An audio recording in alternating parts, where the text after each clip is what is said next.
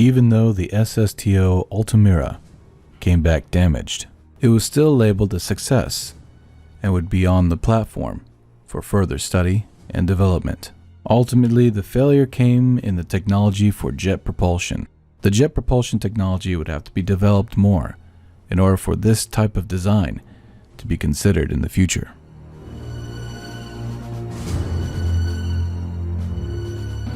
However, the idea of single stage to orbit technology, or SSTO, would inspire a new generation of rockets.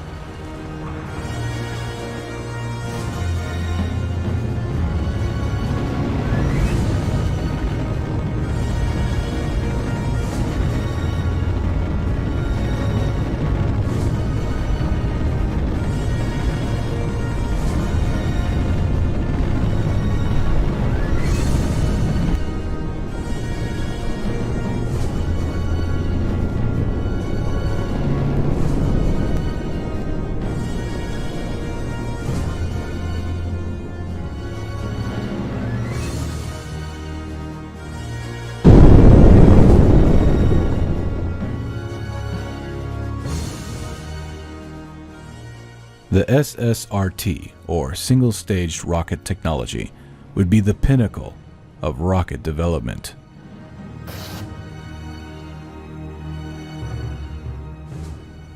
The technology would open up new doorways for cheap and easy access to space. However, the SSRT technology was extremely experimental. Many different designs would be built and tested over time.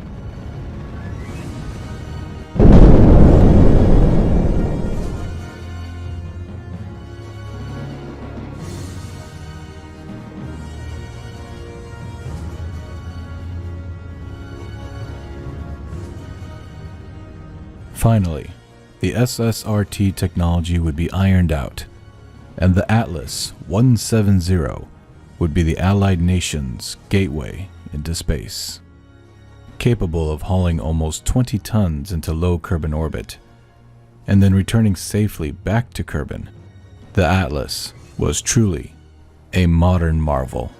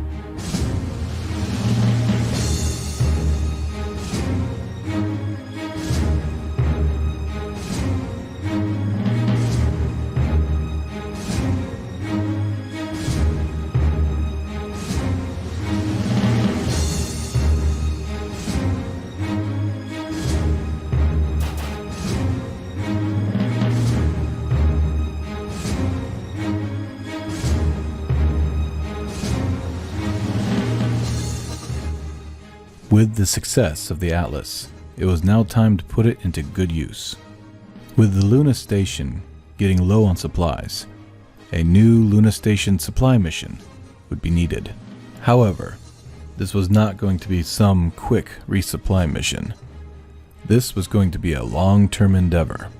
Therefore, a reusable remote-controlled freighter would be built.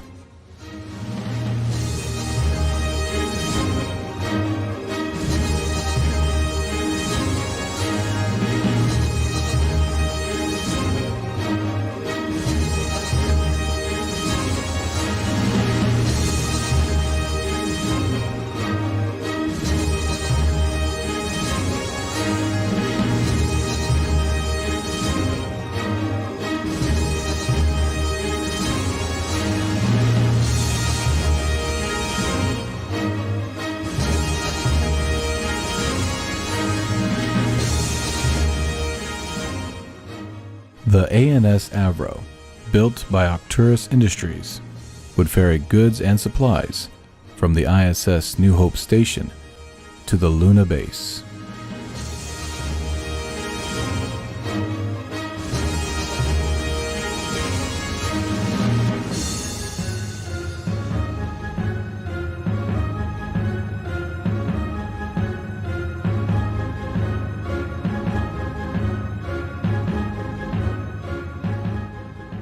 Now that the war was over and Kerbin was at peace, the Allied nations would make leaps and strides in their expansion attempts into space.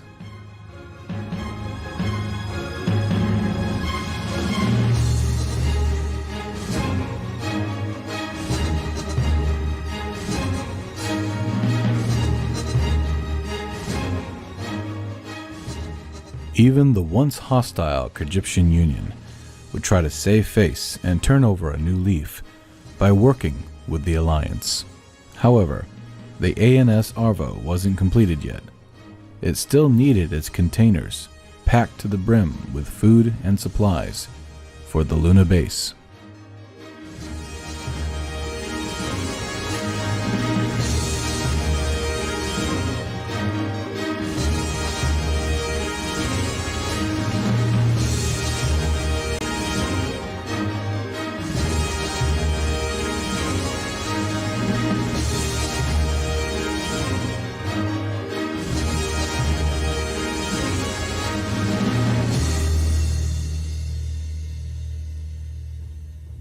However, a craft was needed to unload and load these cargo containers well into the future.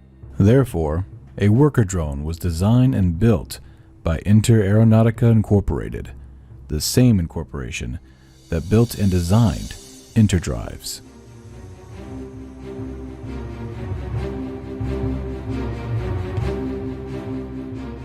At this point, the Atlas was showing some signs of wear and tear. A new design and a new Atlas would have to be built.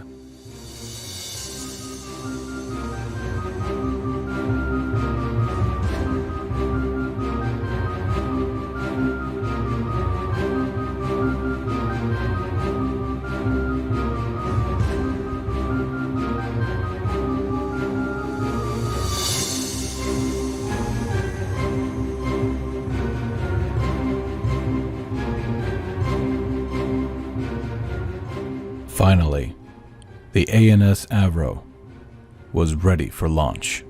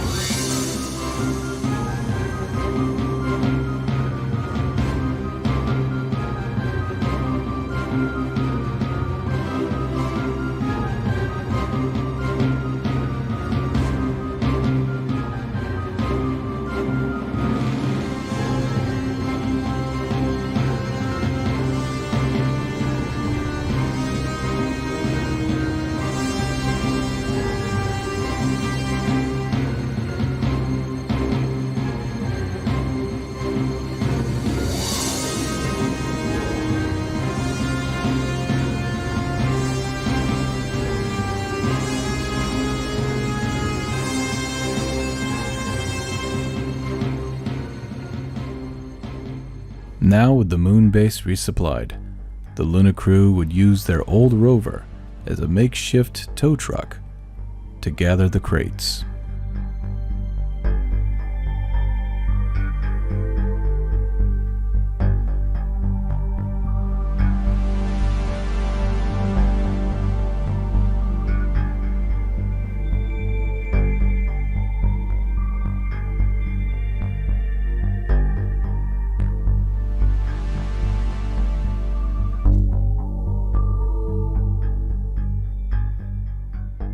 But these cargo containers were not your average run-of-the-mill cargo containers. They were built to unpackage themselves.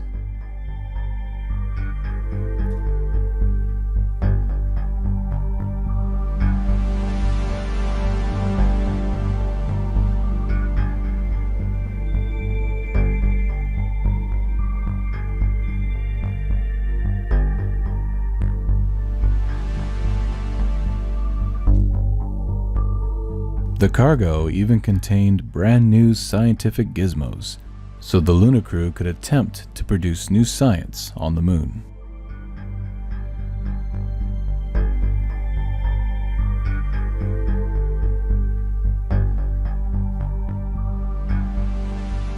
While the lunar crew was excited about their new toys, there was still a serious problem that needed to be dealt with. And that was an aging communications satellite system that was making it harder and harder for the lunar base to communicate with Kerbin. A brand new communication satellite system would have to be designed and launched.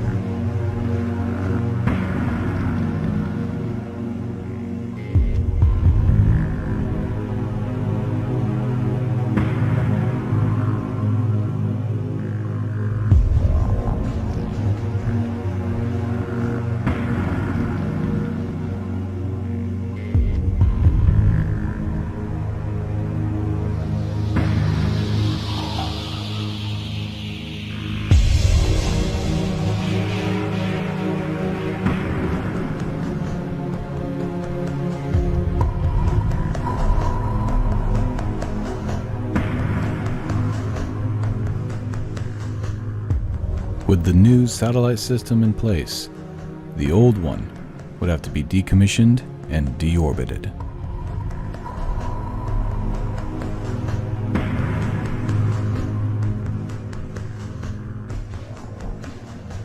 These satellites were around even before the Alliance was created, a pre-war relic whose loyal services would never be forgotten.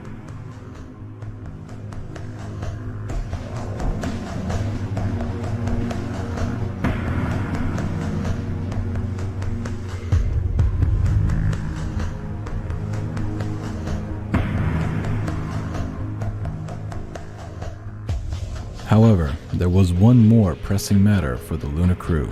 They had been on the surface of the moon for years, and now microgravity was taking its toll. Even though the Kerbinauts were on a strict exercising regiment on the lunar base every day, it would only prove to slow down the crippling effects of microgravity. They would need to return back to Kerbin if they were to survive. The Pegasus, the Alliance's most advanced shuttlecraft, was actually designed with lunar crew transport in mind. However, once at the moon, it would have to be refueled to return back to Kerbin. While a shuttle refueling platform was being built and designed for the lunar surface, the Alliance would send fresh candidates to the lunar base.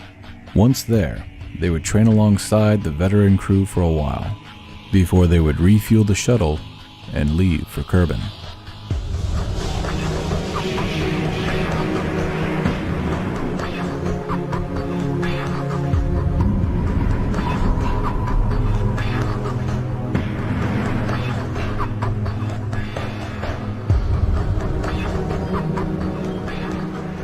However, by the time they got there, they were informed by the Alliance that the refueling platform for the lunar base would have to be delayed due to the Atlas being down for repairs and possibly even a complete overhaul.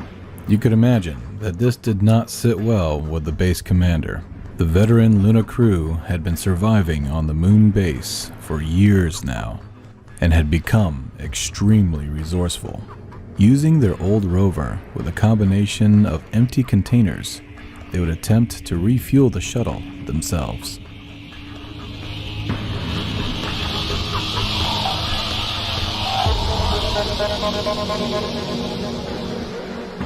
After everything was said and done, and a few minor scrapes to the hull, the shuttle was ready for launch. The Alliance commended the astronauts for their out-of-the-box thinking and original creativity. However, if they ever did that again without consulting Mission Control first, they could kiss their careers goodbye. Times were changing, and the future looked bright. A lot of things were happening, but this was only the tip of the iceberg.